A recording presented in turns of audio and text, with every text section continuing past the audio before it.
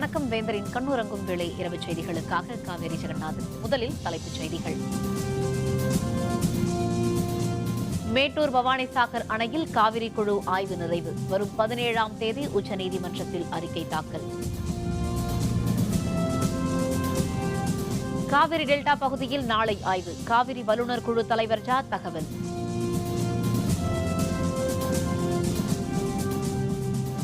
விழுப்புரம் அருகே பட்டாசு ஆலையில் வெடிவிபத்து.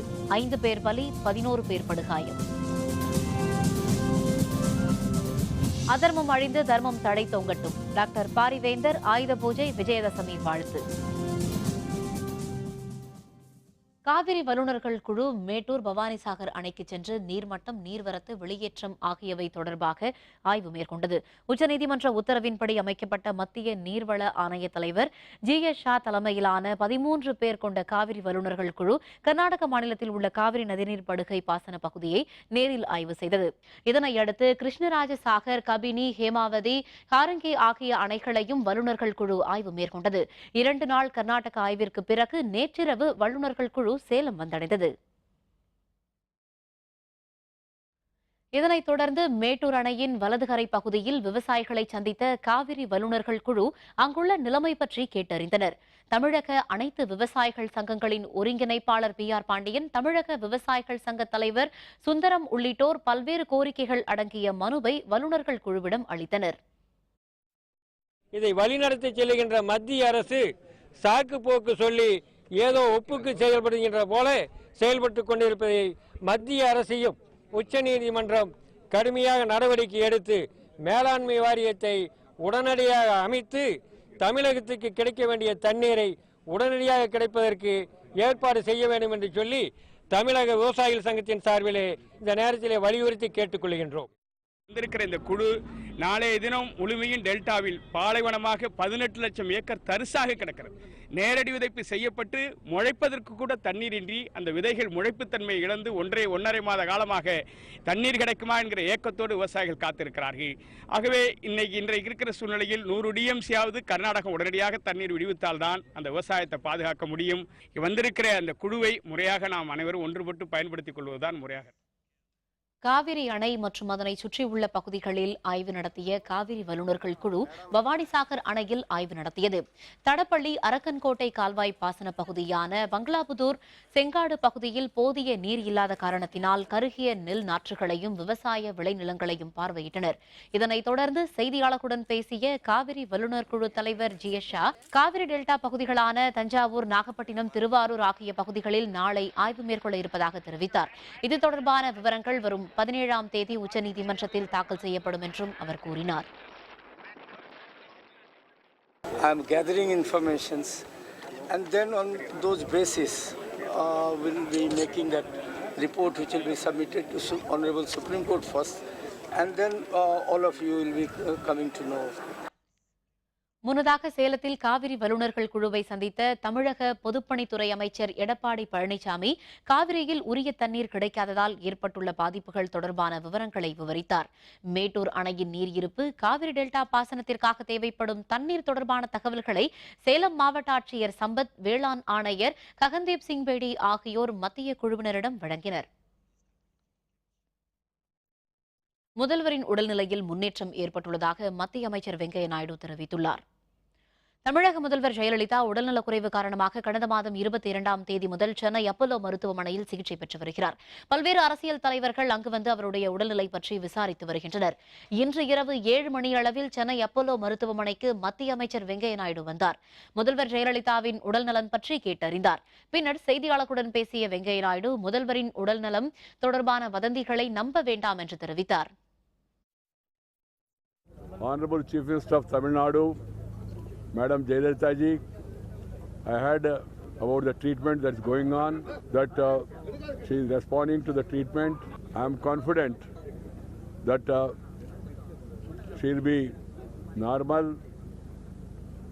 and she is improving.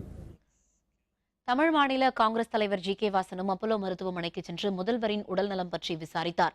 பின்னர் செய்தியாளர்களுடன் பேசிய அவர் முதல்வர் உடல்நலம் குறித்து தாம் விசாரித்ததாகவும் அவர் விரைவில் குணமடைந்து வீடு திரும்ப வேண்டும் என்றும் வாசன் விருப்பம் தெரிவித்தார். மருத்துவமனையினுடைய இயக்குனரை சந்தித்தேன், மூத்த அமைச்சர்களை சந்தித்தேன்.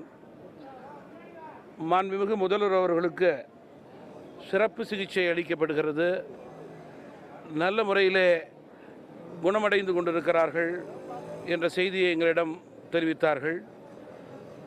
முதல்வர் அவர்கள் பூரண குணமடைந்து வீடு திரும்ப வேண்டும், மீண்டும் மக்கள் பணி ஆற்ற வேண்டும் என்று தமிழ் மாநில காங்கிரஸ் கட்சியின் சார்பிலே நாங்கள் வாழ்த்துகிறோம். புதுச்சேரி முதல்வர் நாராயணசாமி இன்று அப்பல்லோ மருத்துவமனைக்கு வந்து முதல்வர் ஜெயலலிதாவின் உடல்நலம் குறித்து கேட்டறிந்தார். பின்னர் செய்தியாளர்களுடன் பேசிய அவர், புதுச்சேரி மக்களின் சார்பிலும் தமது சார்பிலும் முதல்வர் ஜெயலலிதா விரைவில் குணமடைந்து இல்லம் திரும்ப வேண்டுமென நாராயணசாமி விருப்பம் தெரிவித்தார். மாண்புமிகு நிதியமைச்சர் பன்னீர்செல்வம் அவர்களும் மற்றும் அமைச்சர்களையும் சந்தித்து உடல்நலம் விசாரித்தோம். மாண்புமிகு முதலமைச்சருடைய உடல்நலம் சரியாகி வருகிறது என்று எங்களுக்கு கூறினார்கள்.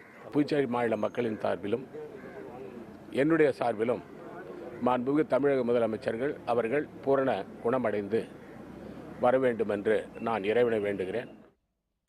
விழுப்புரம் மாவட்டம் திண்டிவனம் அருகே பட்டாசு ஆலை கிடங்கில் நேரிட்ட வெடிவிபத்தில் 5 பேர் பலியாகினர். இதில் படுகாயமுற்றவர்களில் சிலரது உடல்நிலை கவலைக்கிடமாக உள்ளதால் பலி எண்ணிக்கை மேலும் அதிகரிக்கும் என்று அஞ்சப்படுகிறது. திண்டிவனம் அருகே உள்ள துருவை கிராமத்தில் தனியாருக்கு சொந்தமான பட்டாசு ஆலை உள்ளது. இந்த ஆலையில் இன்று 35க்கும் அதிகமான தொழிலாளர்கள் பட்டாசு தயாரிப்பில் ஈடுபட்டிருந்தனர். பிற்பகலில் பட்டாசு பெட்டிகள் அடுக்கி வைக்கப்பட்டிருந்த கிடங்கில் திடீரென பட்டாசுகள் பயங்கர சத்தத்துடன் வெடிக்கத் தொடங்கின. பட்டாசுகள் தொடர்ந்து வெடித்ததை அடுத்து கிடங்கு கட்டடம் முழுவதும் இடிந்து விழுந்தது. பல மணி நேரம் வெடித்து சிதறிய பட்டாசுகளால் அந்த பகுதியே புகைமண்டலமாக காட்சியளித்தது. தகவலின் பேரில் அங்கு விரைந்து வந்த தீயணைப்பு படை வீரர்கள் முனைப்புடன் போராடி தீயை கட்டுப்படுத்தினர். இந்த விபத்தில் 5 தொழிலாளர்கள் பலியாகினர். விபத்தில் படுகாயமடைந்த 11 பேரை காவல்துறையினர் மீட்டு புதுச்சேரியில் உள்ள ஜிப்மர் மருத்துவமனைக்கு அனுப்பி வைத்தனர். இந்த விபத்து குறித்து வானூர் காவல்துறையினர் வழக்கு பதிவு செய்து விசாரணை நடத்தி வருகின்றனர். விபத்து நடந்த இடத்தை அமைச்சர் CV சண்முகமும் பார்வையிட்டார். அங்கு ஆய்வு மேற்கொண்ட பின்னர் செய்தியாளர்களுடன் பேசிய மாவட்ட ஆட்சியர் சுப்பிரமணியன், மாவட்டத்தில் உள்ள அனைத்து பட்டாசு ஆலைகளிலும் பாதுகாப்பு குறித்து ஆய்வு நடத்தி நடவடிக்கை மேற்கொள்ளப்படும் என்று தெரிவித்தார். வெடிபொருட்கள் செய்யக்கூடிய நிறுவனத்தில் ஒரு தீ விபத்து ஏற்பட்டது.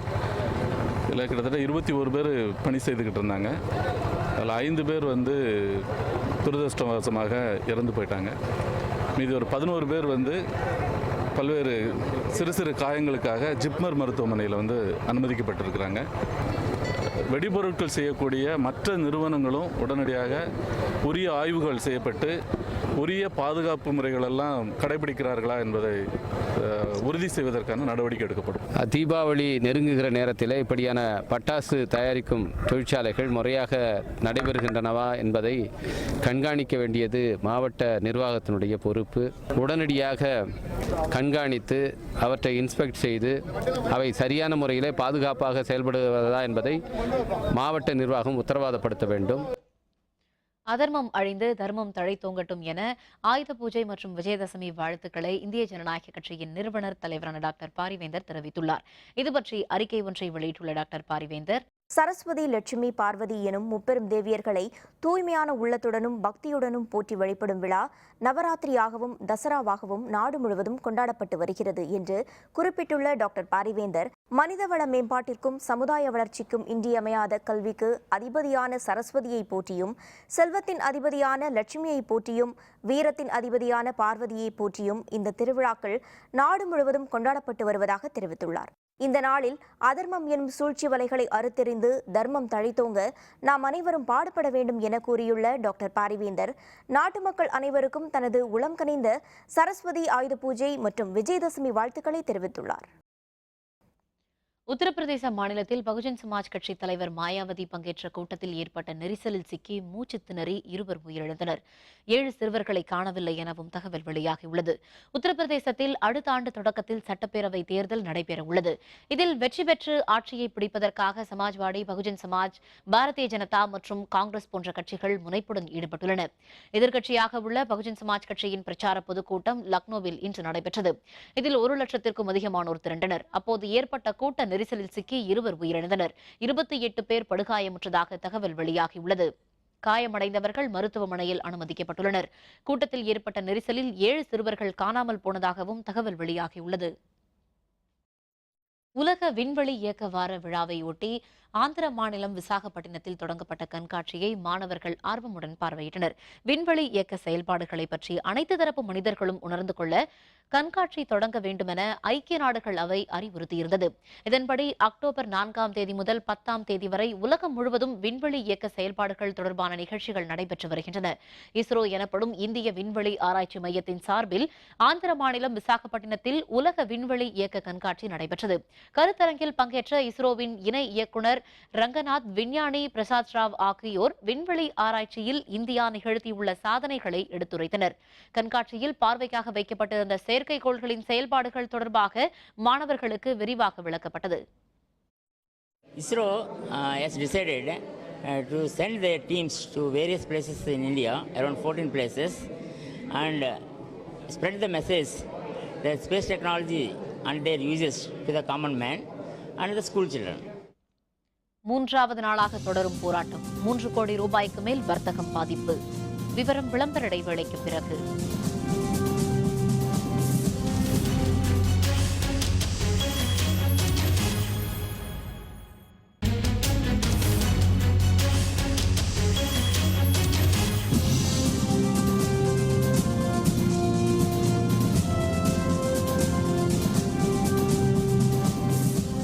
செய்திகள் தொடர்கின்றன. காவிரி மேலாண்மை வாரியம் அமைக்க நடவடிக்கை எடுக்க கோரி பாரதிய ஜனதா தேசிய தலைவர் அமித்ஷாவை சந்தித்து தமிழக பாரதிய ஜனதா தலைவர்கள் மனு ஒன்றை அளித்தனர். மத்திய அமைச்சர் பொன் ராதாகிருஷ்ணன், தமிழக பாரதிய ஜனதா தலைவர் தமிழிசை சவுந்தரராஜன், கட்சியின் மூத்த தலைவர்களான இலகணேசன், சிபி ராதாகிருஷ்ணன் உள்ளிட்டோர் தில்லி சென்றுள்ளனர். இந்த குழுவினர் தமிழகத்தில் நிலவும் காவிரி பிரச்சினை தொடர்பாக பாரதிய ஜனதா தேசிய தலைவர் அமித்ஷாவை சந்தித்து எடுத்துக் கூறினர். பின்னர் செய்தியாளர்களுடன் பேசிய தமிழிசை சவுந்தரராஜன், காவிரி பிரச்சினையில் தமிழகத்தின் நலனை பாதுகாக்க கோரி அவரிடம் மனு ஒன்றையும் அளித்ததாக தெரிவித்தார். காவிரி உயர்நிலை தொழில்நுட்ப குழு தனது பணியை செய்து கொண்டிருக்கிறது. அதில் அத்தனை மாநில பிரதிநிதிகளும் இருக்கிறார்கள். அதனால் அவர்கள் உண்மை நிலவரங்களை கண்டறிந்து அவர்கள் அறிக்கை தாக்கல் செய்வார்கள். அதற்கு பின்பு நடவடிக்கை எடுக்கப்படும். ஆனால் தமிழகத்திற்கு நிச்சயமாக தண்ணீர் கிடைக்கும். எந்த விதத்திலும் தமிழகம் வஞ்சிக்கப்படாது என்பதை தெளிவாக இங்கே நான் வலியுறுத்துகிறேன். இலங்கை சிறையில் உள்ள தமிழக மீனவர்கள் 5 பேரையும் 115 படகுகளையும் விடுவிக்க வலியுறுத்தி ராமேஸ்வரம் மீனவர்கள் காலவரம்பற்ற வேலைநிறுத்த போராட்டத்தில் ஈடுபட்டுள்ளனர். ராமேஸ்வரம் பகுதி மீனவர்களின் போராட்டம் இன்று 3வது நாளாக எட்டியுள்ளது. இதனால் 800க்கும் அதிகமான விசைப்படகுகள் மீன்பிடிக்க செல்லாமல் கரையில் நிறுத்தப்பட்டுள்ளன. மீன்பிடி தொழிலில் ஈடுபட்டுள்ள 55,000க்கும் அதிகமான மீனவர்கள் பாதிக்கப்பட்டுள்ளனர். வேலைநிறுத்தம் காரணமாக 3 கோடி ரூபாய் வரை வர்த்தகமும் பாதிக்கப்பட்டுள்ளது. எனவே மீனவர்கள் பிரச்சினைக்கு உடனே தீர்வு காணும் வகையில் மத்திய மாநில அரசுகள் நடவடிக்கை எடுக்க வேண்டும் எனவும் மீனவர்கள் வலியுறுத்தியுள்ளனர். இலங்கை கடற்படையினுடைய அத்துமீறல் அதிகமாக இருக்கிறதுனால 105க்கும் மேற்பட்ட படகுகள் இலங்கை சிறையில் இருக்கு. 5க்கும் மேற்பட்ட மீனவர்கள் இருக்காங்க. உடனடியாக மத்திய அரசு இலங்கையிடம் பேசி தடைப்பட்ட பேச்சுவார்த்தையை நடத்தி படகுகளை மீனவர்களையும் விடுதலை செய்துவிட்டு மீன்பிடிப்பதற்கு உண்டான உரிமையை செஞ்சால் தான் இந்த பகுதியில் மீனவர்கள் வாழ முடியும். டெல்டா பகுதியில் கடைமடை மாவட்டமான நாகப்பட்டினத்தில் பல பகுதிகளுக்கு தண்ணீர் வராத சூழல் ஏற்பட்டுள்ளது. இதனால் விவசாயத்தை காப்பாற்ற மும்முனை மின்சாரம் வழங்க விவசாயிகள் கோரிக்கை விடுத்துள்ளனர். மேட்டூர் அணையில் இருந்து கடந்த 20ஆம் தேதி வினாடிக்கு 12,000 கன அடி நீர் திறக்கப்படுகிறது. இதனால் அணையின் நீர்மட்டம் 73 அடியாக உள்ளது. அணையில் இருந்து தண்ணீர் திறக்கப்பட்டு 18 நாட்கள் கடந்துவிட்ட நிலையில் டெல்டா மாவட்டமான நாகப்பட்டினம் மாவட்டத்தின் பல பகுதிகளுக்கு தண்ணீர் இன்று வரை சென்றடையவில்லை. மேட்டூர் தண்ணீரை நம்பி விவசாய பணிகளை தொடங்கியதாகவும் முறையாக பாசன வாய்க்கால்களை தூர்வாராத காரணத்தினால் காலம் கடந்த இப்பகுதிகளுக்கு தண்ணீர் வந்து சேரும் சூழ்நிலை உருவாகியுள்ளது. இவ்வாறு காலம் கடந்து வரும் தண்ணீர் நிலத்தடி நீர்மட்டத்தை உயர்த்துவதுடன் குளங்களில் சேமித்து வைக்கும் நிலை ஏற்பட்டுள்ளது. எனவே மும்முனை மின்சாரத்தை முறையாக வழங்கினால் மட்டுமே விவசாயத்தை மேற்கொள்ள முடியும் என விவசாயிகள் கவலையுடன் தெரிவித்துள்ளனர். வரக்கூடிய காவிரி நீர் பெரும்பகுதி விரயமாகுதே தவிர விவசாயிகளுக்கு பயன்படத்தக்க வகையில் அது இல்லைங்கிறது தான் உண்மை. அரசாங்கமே அந்த வாய்க்கால்கள்லாம் தூர்வாரி சுத்தம் பண்ணி ஆற்றுல வரக்கூடிய அத்தனை தண்ணியை வீணாகாமல் விவசாயிகளுக்கு பயன்படுற வகையில் இதை சுத்தமாக செஞ்சால் தான் எல்லா விவசாயிகளும் பயன்படக்கூடிய வகையில் இந்த காவிரி நீர் மிகப்பெரிய உதவியாக இருக்கும். தண்ணி கிடையாது, மழையும் கிடையாது. இப்போ கரண்ட்டும் தமிழக அரசு 6 மணி நேரம் தான் கரண்ட் கொடுக்குது. அதை நம்பி ஒன்றும் சாவடி பண்ண முடியல. சேரெலாம் அங்கங்கே காஞ்சி போய் கிடக்கு. இப்போ ஒன்றும் செய்ய முடியல. நாற்றும் காயுது. தமிழக அரசு மத்திய அரசுக்கிட்ட கரண்ட் கொஞ்சம் கூடுதலாக கேட்டு வாங்கி தரோம்.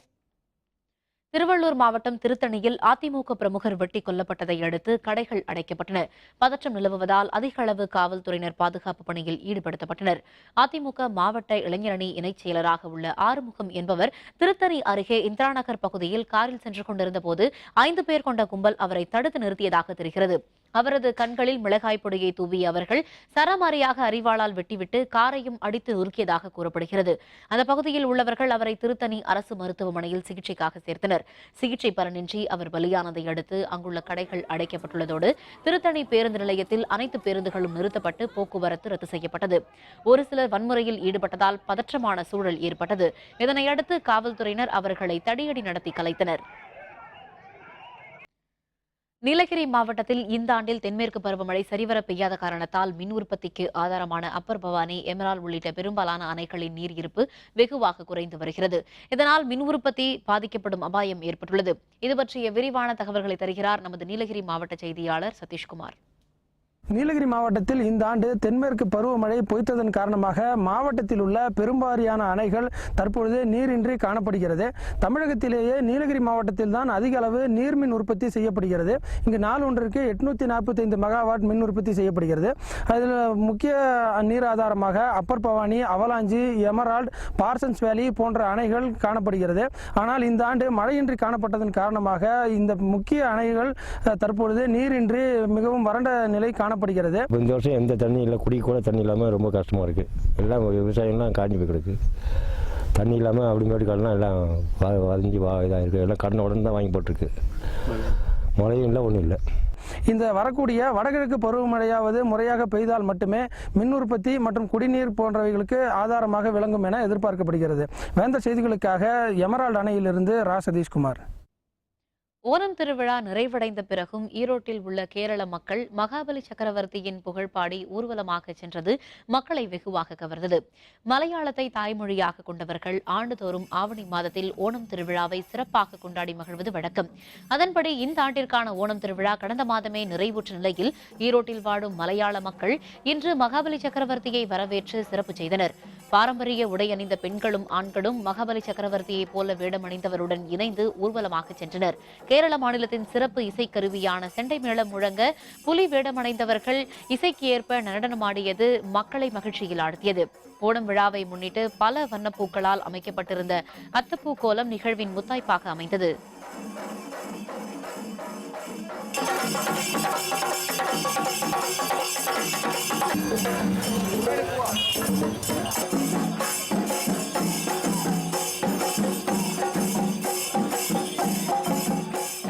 சமாஜம் சார்பாக ஓணம் பண்டிகை எல்லாரும் சேர்ந்து கொண்டாடுகிறோம்.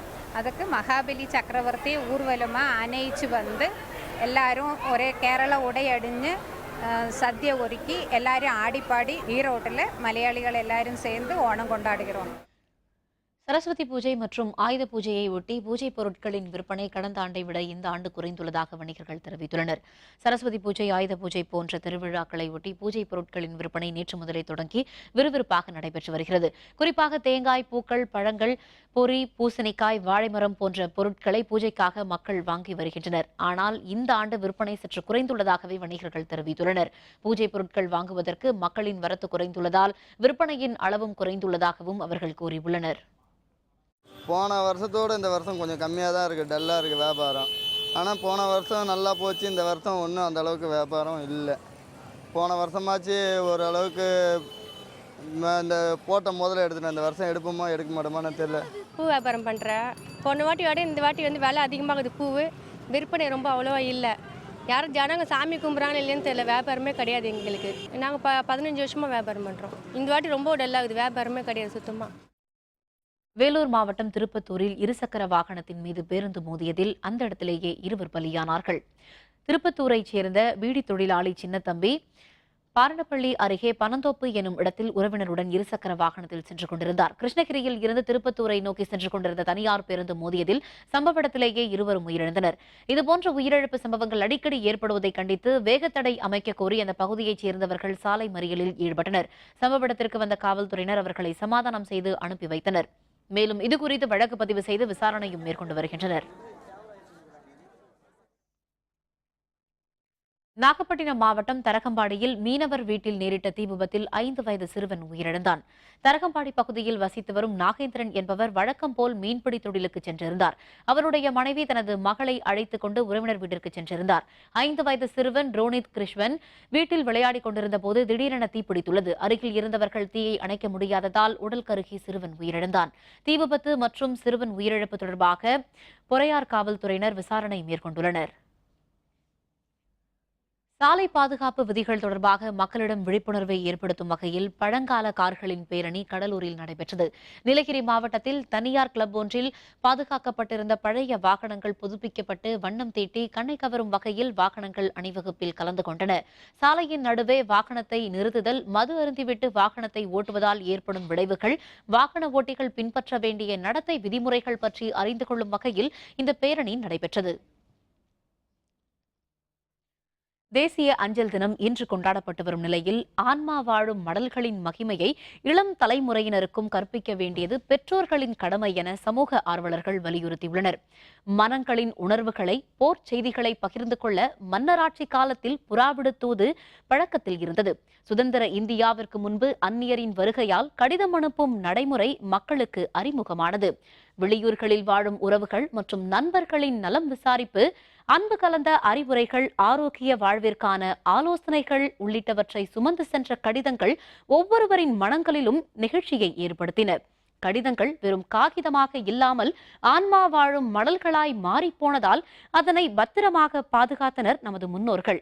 கடந்த 25 ஆண்டுகளுக்கு முன்பு வரை இல்லங்களில் உள்ள ரகசிய அறைகளில் பொக்கிஷமாய் பாதுகாக்கப்பட்ட கடிதங்கள் தொலைபேசிகள் அறிமுகமானதை அடுத்து செல்வாக்கை இழக்கத் தொடங்கின.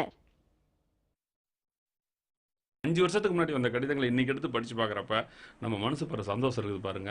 சந்தோஷம் ஒரு பக்கம் இருக்கட்டுங்க, நமக்கு கிடைக்கிற ஒரு பவர், ஒரு உற்சாகம், அது வந்து இன்னும் ஒரு 50 வருஷத்துக்கு நம்மளை உற்சாகமாக வச்சுக்கிற அளவுக்கு ஒரு சக்தியை கொடுக்கும். குழந்தைகள் வந்து இந்த கடிதம் எழுதும் பழக்க வழக்கத்தை வந்து அவங்களுக்கு அதனுடைய அருமை தெரியாது, நாம் தான் சொல்லிக் கொடுக்கணும். மிக முக்கியமாக கொண்டாடப்பட வேண்டிய ஒரு முக்கியத்துவம் கொடுக்க வேண்டிய நாள் இந்த உலக அஞ்சல் தினம். ஒவ்வொருவரும் ஒரு கடிதம் போடும்போது அது வெறும் அதில் இருக்கிறதா எழுத்தல்ல, அதில் இருக்கிறதெல்லாம் ஒரு உள்ளம். எழுதும்போது யாரும் போய் எழுத மாட்டாங்க. பேசும்போது ஒரு ஃபோன் பண்ணோம்னா நான் அங்கே இருக்கேன், குளிச்சிட்டு இருக்கேன், கன்னியாகுமரியில் இருக்கேன், இங்கே இருக்கேன், அங்கே இருக்கேன்னு ஒரு பொய் சொல்லுவாங்க பக்கத்தெருவில் இருந்துட்டு கூட. ஆனால் கடிதம் எழுதும்போது யாரும் போய் எழுத மாட்டாங்க, அதில் உண்மை தான் எழுதுவாங்க. எஸ்டிடி, இணையம், முகநூல், வாட்ஸ்அப் என அடுத்தடுத்து அறிமுகமான நவீன விஞ்ஞானத்தின் கண்டுபிடிப்புகள் கடிதங்கள் அனுப்பும் முறையை அடியோடு அழித்தொழித்தது. கடந்த 20 ஆண்டுகளுக்கு முன்பு கடித போக்குவரத்து குறைந்து போனதால் இன்றைய இளம் தலைமுறையினர் கடிதம் என்ற சொல்லுக்கு அகராதியில் அர்த்தம் தேடும் அளவிற்கு உருவாக்கப்பட்டது வருத்தத்திற்குரிய நிலையாகும். தேசிய அஞ்சல் நாள் அக்டோபர் 9ஆம் தேதியான இன்று கொண்டாடப்பட்டு வருகிறது. உலக அஞ்சல் நாள் இன்று கடைபிடிக்கப்படவிருக்கிறது. அஞ்சலின் மகிமையை உணர்ந்தவர்கள் இன்றைக்கும் மலரும் நினைவுகளில் மூழ்கிக் கொண்டிருப்பதாக கூறும் வரலாற்று ஆர்வலர்கள் கடித தொடர்புகளின் அவசியத்தை இளம் தலைமுறையினரும் உணர்ந்து கொள்ளும் வகையில் பெற்றோர்கள் அறிவுரை கூற முனைப்பு காட்ட வேண்டும் என்றனர். ஏழை எளிய மக்கள் பயன்படுத்துகிற 50 பைசா கார்டு இந்தியா முழுவதும் போயிட்டு வரது வெறும் 50 பைசா தான் அரசாங்கம் வெளியிட்டிருக்கிறாங்க. முன்பு போல வந்து ஏழை எளிய மக்கள் பயன்படுத்தி பதிவு செய்யப்படுகிற தபால் முறையை இன்னும் அதிகப்படுத்தணும், விரிவாக்கம் செய்யணும். சாமானிய மக்களும் பயன்படுத்தி அதில் நலம் பெறவார் இந்த தபால் தலை வாரத்தின் முன்னிட்டு கேட்டுக்கொள்கிறேன். லெட்டர் ரைட் எழுதக்கூடிய அந்த இன்ட்ரெஸ்ட் வந்து கொஞ்சம் குறைஞ்சிருக்கு. ஏன்னா டியூ டு த டெக்னாலஜி, தொழில்நுட்ப வளர்ச்சியின் காரணமாக அது குறைஞ்சிருக்கு. இருந்தாலும் நாங்கள் வந்து அவங்களுக்கு அந்த இன்ட்ரெஸ்ட்டை வளர்க்குறதுக்காக வருஷம் சில நேரங்களில் வந்து குறிப்பிட்ட நாட்களில் லெட்டர் ரைட்டிங் காம்படிஷன்ஸ் நடத்துகிறோம். ஸோ இதெல்லாம் வந்து ஒரு ஊக்கப்படுத்துகிற ஒரு விஷயமா பண்ணிகிட்டு இருக்கோம். கடிதங்களின் மகிமையை அருங்காட்சியகங்களில் தேடி தெரிந்து கொள்ளும் நிலை ஏற்படுவதற்கு முன்பு இளம் தலைமுறையினரிடம் கடிதங்களின் முக்கியத்துவம் குறித்து விழிப்புணர்வை ஏற்படுத்த வேண்டும் என்பது வரலாற்று ஆர்வலர்களின் வேண்டுகோளாகும்.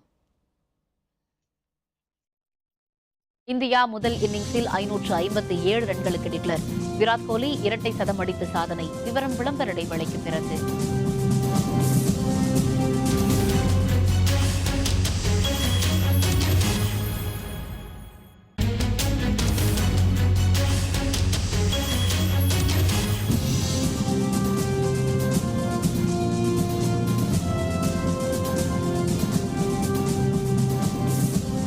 செய்திகள் தொடர்கின்றன. இனி அயலக செய்திகள்.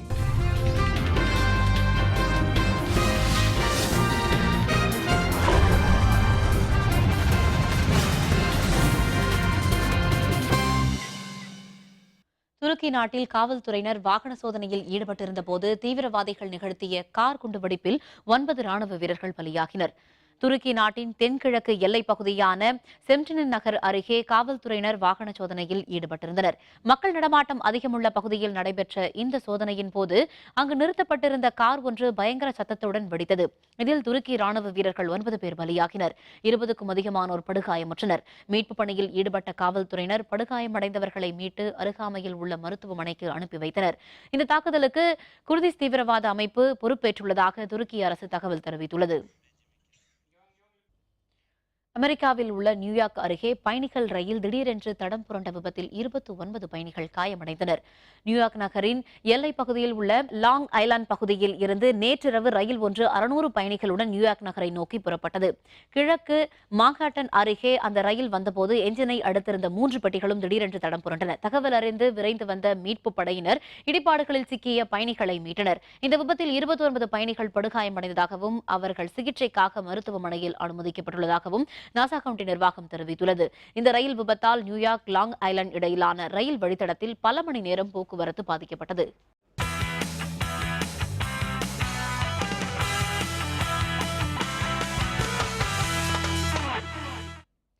நியூசிலாந்திற்கு எதிரான 3வது மற்றும் கடைசி டெஸ்ட் போட்டியின் 2வது நாள் ஆட்டத்தில் இந்திய அணி 5 விக்கெட் இழப்பிற்கு 557 ரன்களை எடுத்து டிக்ளேர் செய்தது.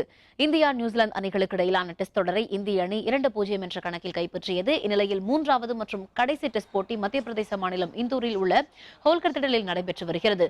இன்றைய முதல் நாள் ஆட்ட நேர முடிவில் இந்திய அணி 3 விக்கெட்டுகள் இழப்பிற்கு 267 ரன்கள் எடுத்தது. கோலி 103 ரன்களுடனும் ரஹானே 79 ரன்களுடனும் ஆட்டமிழக்காமல் களத்தில் நின்றனர். இன்றைய 2வது நாள் ஆட்டத்தை தொடர்ந்த இந்திய அணியில் கேப்டன் கோலி 211 ரன்களை எடுத்து ஆட்டமிழந்தார். ரஹானே 188 ரன்களை எடுத்தார்.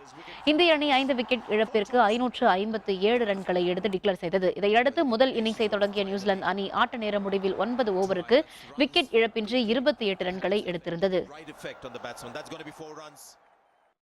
நியூசிலாந்திற்கு எதிரான 3வது டெஸ்டில் இந்திய அணி கேப்டன் விராட் கோலி இரட்டை சதம் அடித்து இருமுறை இரட்டை சதம் அடித்த முதல் இந்திய கேப்டன் என்ற சாதனையை படைத்துள்ளார்.